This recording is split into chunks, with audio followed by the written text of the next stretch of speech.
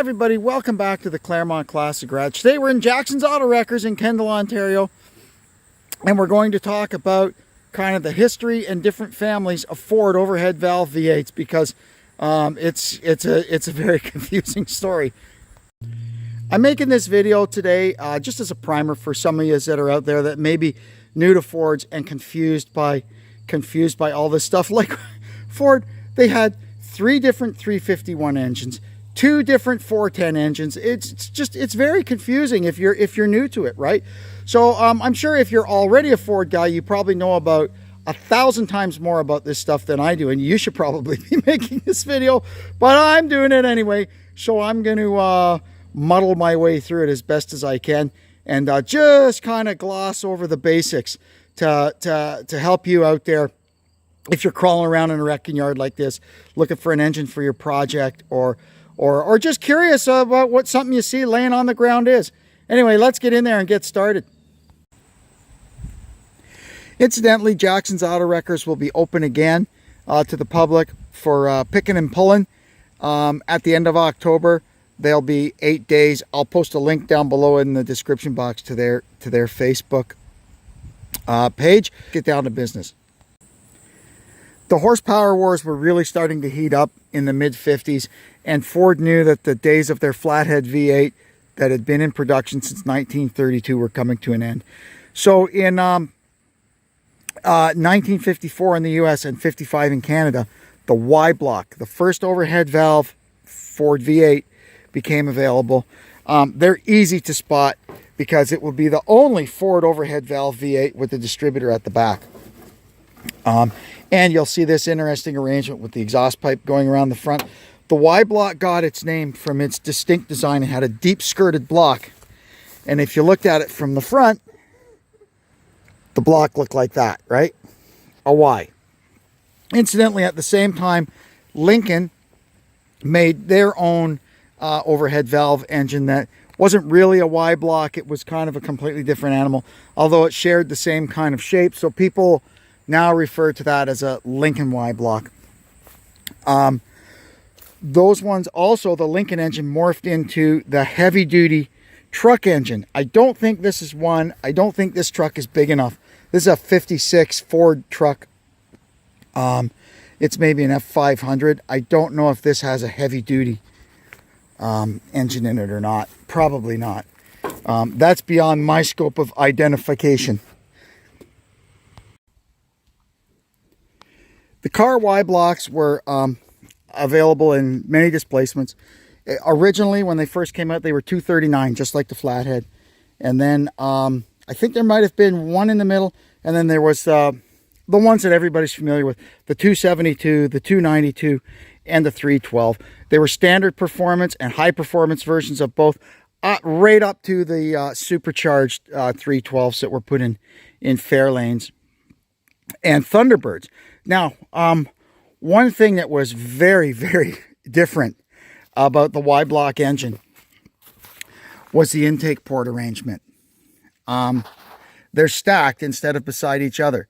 So I'm not sure why they did that. It might have been something to do with getting a little more length on them.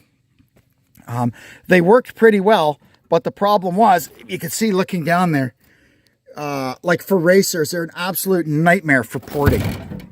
It just kind of goes in and then it makes a turn and disappears. Same with this one.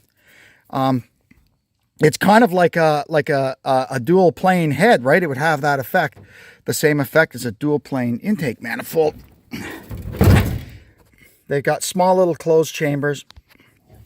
You can see here, I'm not quite sure. We could probably check a casting number and see what this actually came off, but the other side of it, if you just kind of glanced at it as you were walking by, you might think it was a Chevy head, right? And not even notice, but this is a Y block head. Now we'll go over here. I found something neat. Here's a 4-barrel intake manifold for a Y block that I found. Pretty neat. You can see there. It's just a strange looking thing, you know. But they did the job, and it was a great improvement over the flathead. And these engines got them through. But then for whatever reason, things changed. For the record, the Y blocks were offered in cars from 54 to 62, and then up to 65 in some trucks. As for the Lincoln Y block, I can't even find one in here. That's one of the few engines that I have not been able to come across in here. They were offered from 52 to 57 in displacements of, I'm looking down, I actually did some research for this for once. They were offered in displacements of 317, 341, and 368 cubic inches. The Y block HD, which was the truck engine, was available from 52 till 63. In 64, it would be replaced by the FE HD, and they're available in displacements of 279, 302, and 332 cubic inches. So in 58, to not really replace, not really augment, somewhere in between the Y block line, and this is the thing with Ford, they would have all these different kinds of engines, and they would be making them all at the same time. It gets very confusing. But here's two that were new for 58. We'll have a look under the hood of this 60 Mercury. And what we're going to find is a Ford MEL family engine, which is Mercury, Edsel, Lincoln. Now, at the same time, the FE engine debuted, but I'll show you how to easily tell them apart if you're in the boneyard. You'll see here where the fuel pump is, sitting right up on top. That's first dead giveaway that it's an MEL engine. The second is that you can see there the cylinder head is a traditional cylinder head. The valve cover is over top of the whole head, and the intake manifold sits here on this face with the cylinder head. Now, these things were available from 58 to 67. They were, I think after probably about 62, I don't think they were used in Ford or Mercury cars. They were exclusively for Lincoln. The early ones, apparently the first couple of years, like this one, I don't know if we can have a look at it, shares the bell housing bolt pattern with the FE. It's hard to see down there, but it does look kind of familiar, what I can see. And then after that, Lincoln went off their own way, and they had their own unique bell housing bolt pattern, according to what I've read. This is the only MEL engine I have found in this yard. So we're going to have to do all our talking about this exact one. Displacement wise, these things were available in 383, 410, which is going to confuse us again because later there would be a 410 in the FE range of engines, a 430 and 462. I know the 460s were used in, or the 430s were used in T-Birds. The 462, I think, were Lincoln Continental only. Maybe the Mark II. Mark II might have had a 462 in it. No, it was too early, right? Anyway, I'm talking out my butt. I'm just going to stay in my lane and shut up when I don't know what I'm talking about. How's that? So another neat thing that came around this time, we'll pull this off and look at that. This is when Ford started using Holley carburetors. It's a little 2-barrel Holley. Eventually, they would kind of phase in their own Autolite carburetor. So this 2300 Holley would eventually be replaced in production by a 2100 Autolite and later a 2150. But and there's lots of these little 2-barrel Holleys in here on some of these old engines. It's very, very, very, very hard at first glance to know what you're looking at here. But like I said, the cylinder head and the fuel pump location are the two easy giveaways that you've got an MEL and not an FE. And now this 59 Ford right beside the 60 Mercury has an FE engine in it. This one is so full of leaves it's hard to see. So what we're going to do is we're going to find another one that we can have a little bit better look at, and I'll show you some of the idiosyncrasies of that. In fact, these FE engines, there's so much to know about them. I know probably 1% of it, that I'm going to make a separate Junkyard Spotter's Guide just for FE engines. Anyway, let's find one we can look at. Here's an FE engine here. I think this is about a 63 Mercury. So the FE had a pretty good run from 1958 until the late 70s. After about, I think, 1972, it was only used in cars. Or pardon me, it was only used in trucks. The one distinctive feature that will always instantly identify an FE series engine, you can see here, the parting line between the intake manifold and the cylinder head is under the valve cover. We'll grab a cylinder head in a minute, and I'll show you the relationship between the two. The early ones up until, I guess 64, you'll find a few things neat on them. The intake manifold is different because it's got a hole in the front for the breather / oil fill, and it's got another port in the back. Right down there you can see for the draft tube. And these things were just a vented engine. The PCV system came along, I think, in I think 65 engines may have still had this. For sure by 66 they had a positive crankcase ventilation system. So the early, if you're looking at one, you'll know it's an early one. There's a few things that are going to give it away. The breather oil fill tube, the valve covers will be smooth with no oil filler cap or anything like that. And down here on the side, hopefully I can find a block or an engine that's out of a car. It'll only have 2 bolts per side for the motor mount. They changed that in 65, I guess, was the first year for the 4-bolt block or 3-bolt. We'll see one in a little bit. This one is a little bit later. You can see now we've transitioned from the Holley carburetor to an Autolite carburetor. And that's about it for the early ones.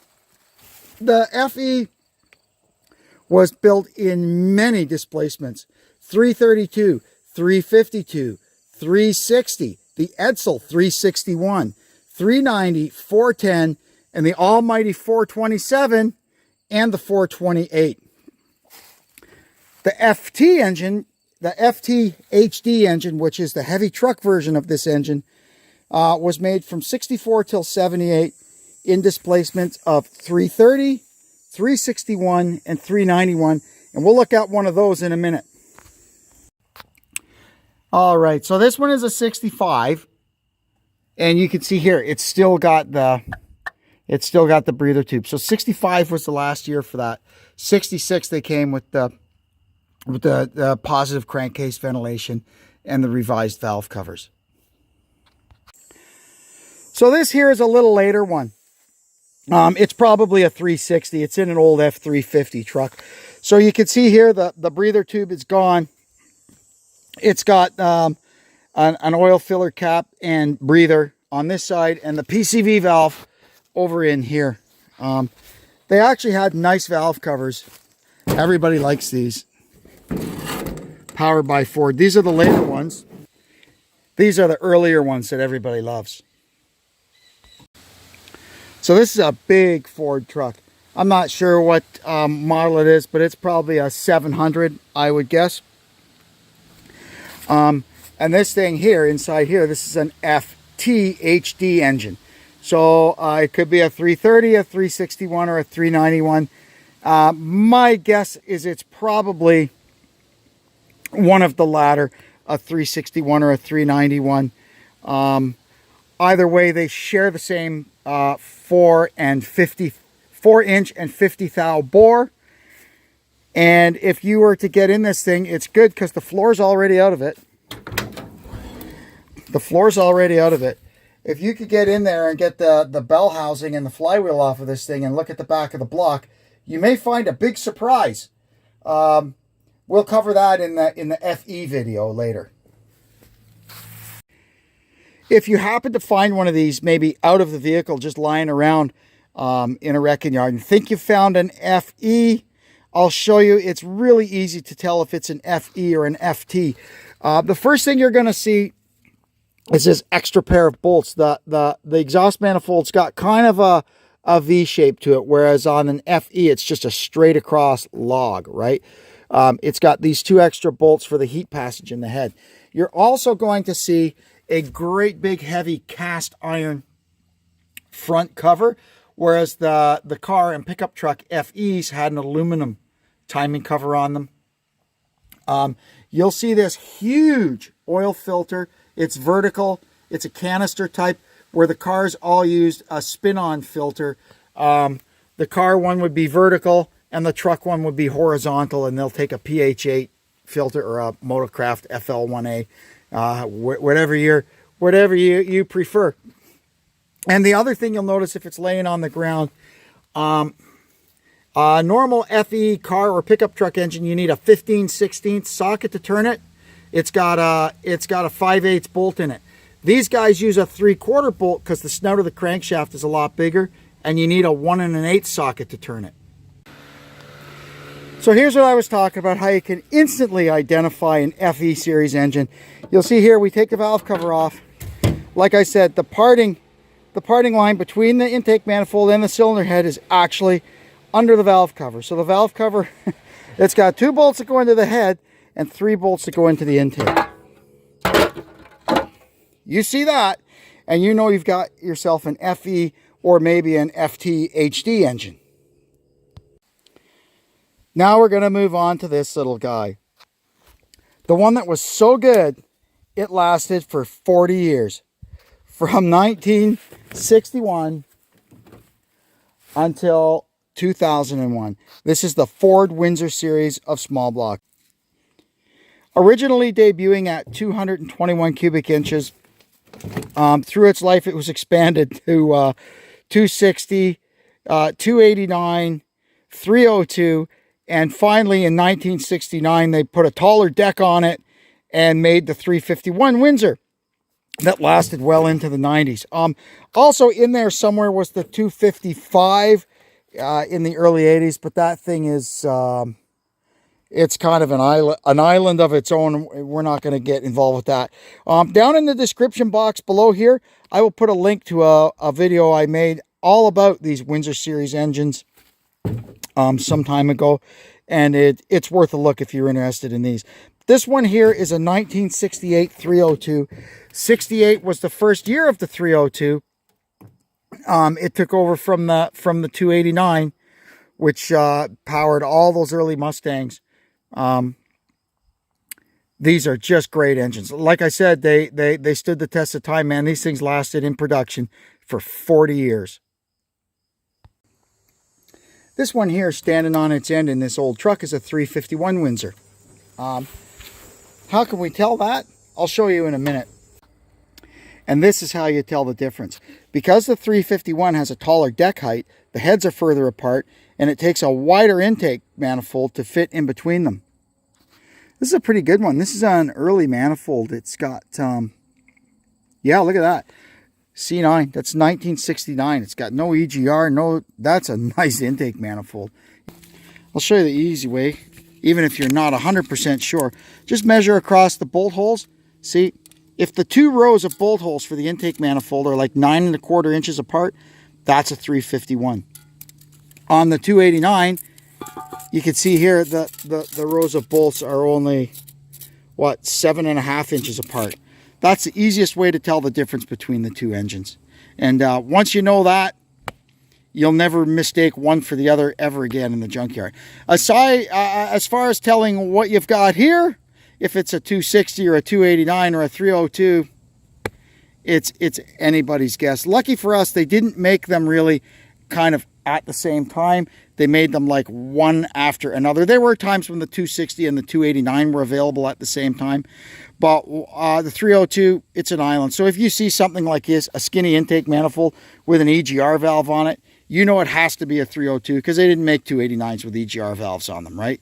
Stuff like that. Once you learn a little bit about them, watch my Windsor engine video, and that'll help you be able to kind of decide what these things are if you're in the junkyard. So remember, 351 Windsor. That's our first 351. 351 number 1. Here is 351 number 2. This is a 351 Cleveland. These were built from 1970 till 1974 alongside the 351 Windsor. Don't ask me. Well, I have my own my own idea why the 351 Cleveland came to be. Ford was very interested in racing in those days, and in high RPM, high horsepower racing, the 351 Windsor just did not have the heads, I don't think, to keep up. So the 351 Cleveland was born. And when we look at a pair of heads from one of these things, you'll understand. There is another 351 that we're going to look at later, the 351 modified. And I'm going to show you now how to tell the difference between the two if you happen to see one in a junkyard. The 351 modified / 400, the 400 came first actually, is a taller deck version of the 351 Cleveland. So how you tell them apart, number one, the engine is wider, but it's in these 70s smog cars, there's so much hoses and stuff going on, it's hard always to tell from that. But what you'll it'll be a dead giveaway here is this here. Where the cylinder head sits, you see the base of the distributor here. The bottom of the intake manifold is pretty much at the same level as the bottom of the distributor. And we could see here, I could tell by the heads, they've got a 2 with an O. Those are 2-barrel open chamber Cleveland heads. We'll cover that in a little bit. Let's go look at some Cleveland parts on the ground, and then we'll have a look at an M. Here's a pair of 2-barrel Cleveland heads. Now bear in mind that on these Cleveland engines, between 2-barrel and 4-barrel, there was a vast difference in the size of the ports.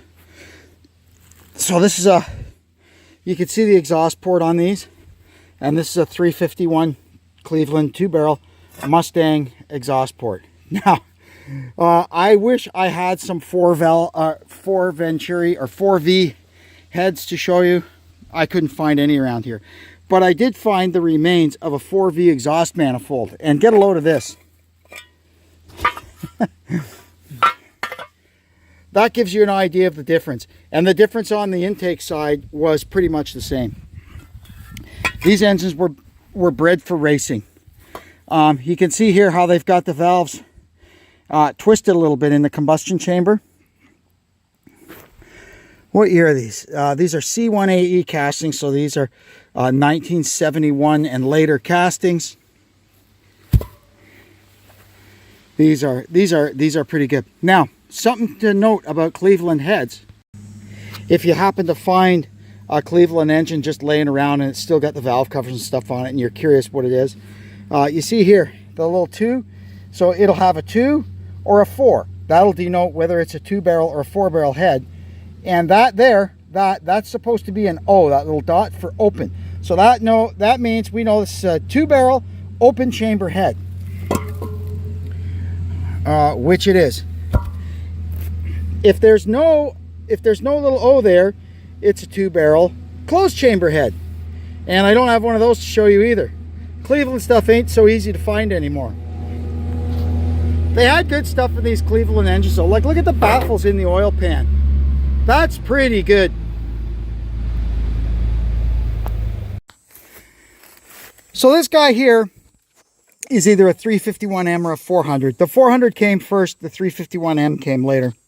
And how we could tell this, you'll see that if we were to measure, even look down on it like this thing is so much wider than the Cleveland that we just looked at because of the taller deck height. The taller deck height makes the heads further apart, makes the intake manifold wider. Your dead giveaway that you've got a 351M or a 400 is this here. See, on the Cleveland that we looked at, there's the bottom of the intake manifold there. It was down here level with the distributor hole. But on this one, you can see it's up about an inch. See this little wall in the back here? And the other thing that gives it away is this rib. The Cleveland does not have this rib here. Now, whether you've got a 400 or a 351, you literally have to check the stroke or know the history of the engine. They are absolutely identical on the outside. They've got the same bore. They just have different stroke crankshafts in them. So if it turns and you can get the plugs out, you could check the stroke. It's easy to tell. It's either a 3.5-inch stroke or a 4-inch stroke. So what happened was the 400 came first. They wanted something around 400 in cars to replaced the 390 that they'd been using in cars up to that point. And so they invented the 400, which was this, a tall deck Cleveland block with a longer stroke.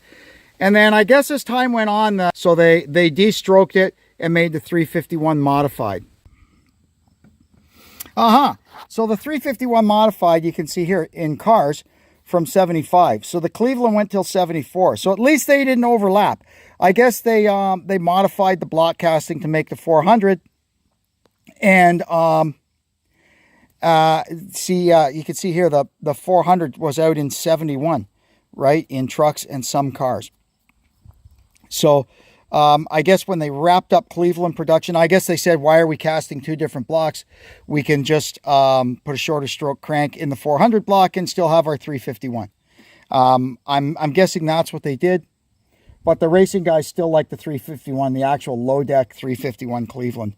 The Elliots in NASCAR, Bob Glidden, Robert and Doug Yates, those guys, those were the Cleveland guys. Here's another one we found in a bus here, and you can see same thing. The distributor's way down in there. It's got that rib, and you can see this super wide intake manifold. So this is a 351 modified or a 400. If it turned, we could pull a plug out and check the stroke, but I'm pretty sure I already checked this one, and she's no turning no more. We can see here the 351M head and the Cleveland head are pretty much the same thing. The chambers look the same. The valve orientation is the same. They're, for all intent and purpose, the same cylinder head. Two barrel at least. Those 4-barrel Cleveland heads are an animal all their own. I wish I had one to show you. Like, you can just about stick your fist in the intake ports there. There's something to behold. Like, look at the size of these valves and these things. And these ones, I'm thinking like I think they're the gap in between. You think the Cleveland and the M have the same size valves? No, I think the Cleveland has just a slightly bigger intake valve than the 351 modified. That may be one difference. What year is this head? D1. Oh yeah, we already determined that. What's the casting code on this one?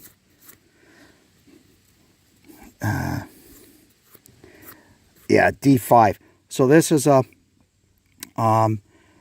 first iteration of 351M cylinder heads, D5, set 1975, and this was a D1 Cleveland head, 1971. Doesn't mean that's what year it is. That just means that's the first year that casting was used.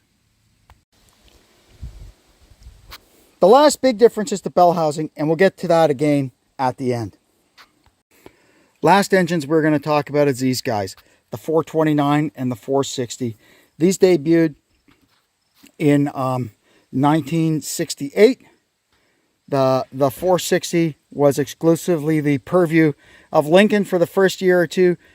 Ford and Mercury got 429s, which was the little brother of this guy.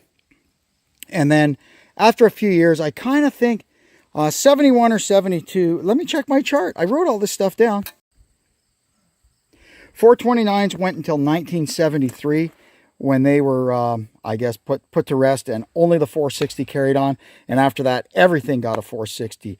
Ford, Mercury, Lincoln, and T-Bird all got the 460. Cars got them. Trucks got them. RVs got them. They were pretty good engine. A couple of quick ways to tell if you open the hood. Again, if you're not really used to looking at Ford engines, the 351 modified / 400 is kind of bulk-wise the same size as these. So what you're going to look for on these is this little corner of the intake manifold with the thermostat in it. On the 351M and the 400, and the Cleveland for that matter, the timing cover is a cast part of the block, and the thermostat housing is right in there. The other thing you're going to look for to tell that you've got a 429 or a 460, you can look here for this aluminum water pump housing and a traditional fuel pump with the horizontal bolt pattern.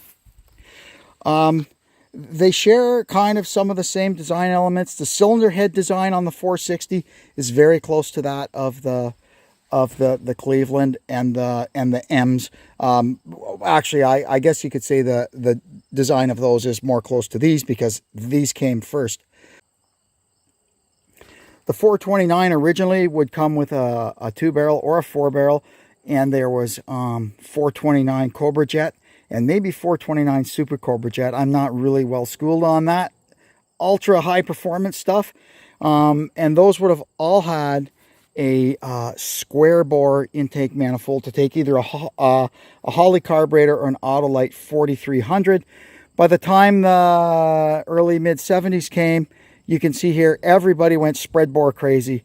GM with the Quadrajet, Chrysler with the thermal quad, and Ford, where is it, with the Autolite 4350. This is their idea of a spread bore carburetor. They use these on cars. I'm not sure about trucks, like right through. They did end up going back to Holley carburetors. You can see here, this is a mid 70s, probably a truck intake manifold, and it's back to the square bore. They would use they call it a 4180 Autolite or Motorcraft carburetor. Although I think there was a time where they were actually still just kind of a more Holley carburetor. But the Autolite 4180 had a few differences from the Holley, even though it looked exactly like one. So here's a pair of heads from the 460. And you can see here they look similar. They've got the staggered valves, and they're canted a little bit, just like on the smaller version. Let's see, we got to look at the business end of them.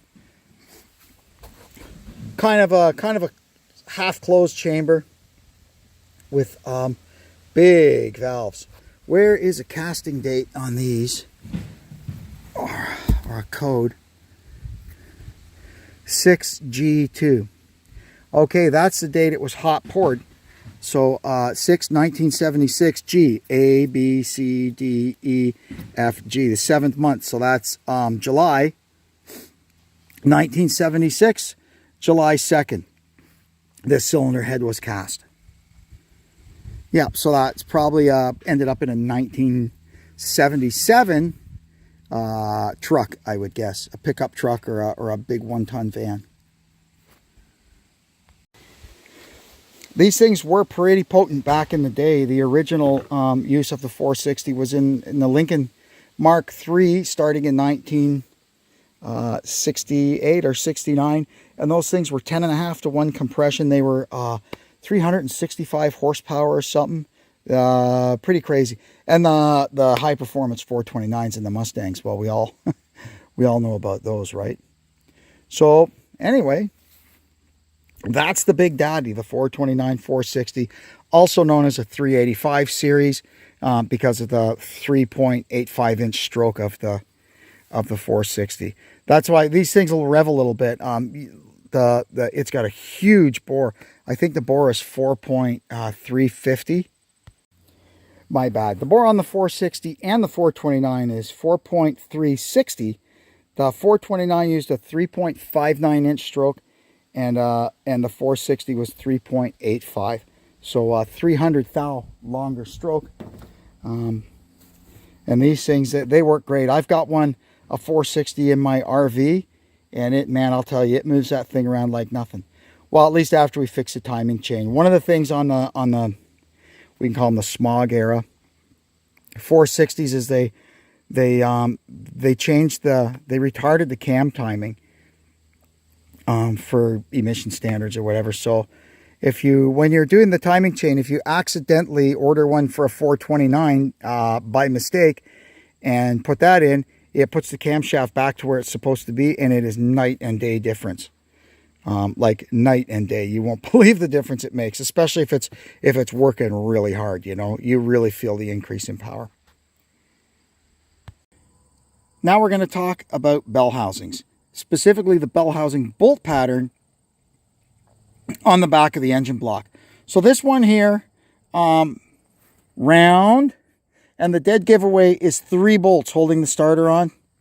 That's an FE. It doesn't fit anything else except an FE. That's the easiest one to identify, well, at least for me, because the 3-bolt starter is the dead giveaway. This one here is the Windsor pattern.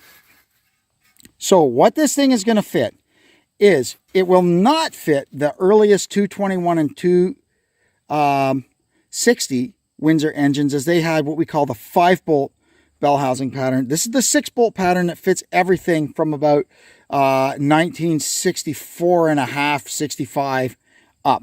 So this is going to fit the inline 6s. It fits the inline 6s. It's going to fit all of your Windsor engines. So late 260s, 289, 302, I think even the 255 and 351 Windsor. This also fits the 351 Cleveland. That is one big difference with the Cleveland, is the bell housing. Now this guy here, you can see the difference, how much taller it is. This goes all the way up the block. See, the bottom of them, if you can imagine, and the starter, see, is in the same place on both of these, but it's so much taller, and these top 2 bolts are so far apart, right? So this guy here fits the 429, 460. It also fits the 351M and the 400.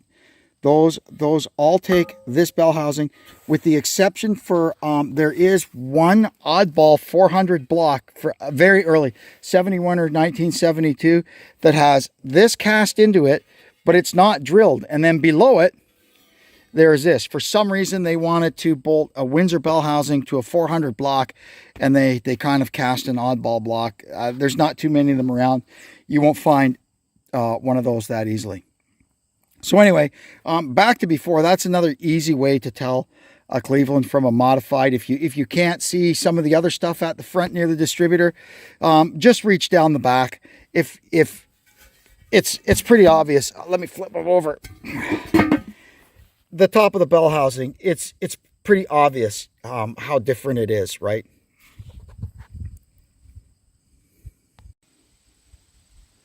That'll do it for that one. We've gone through and identified the different families of Ford V8 engines, and how to tell them apart, because some of them are pretty close. I mean, but if you know what to look for, you could tell them apart. And it seems so easy. Oh, you just look at a part on the ground and you can tell, oh, that's from a 351 Windsor. That's from a 352 FE.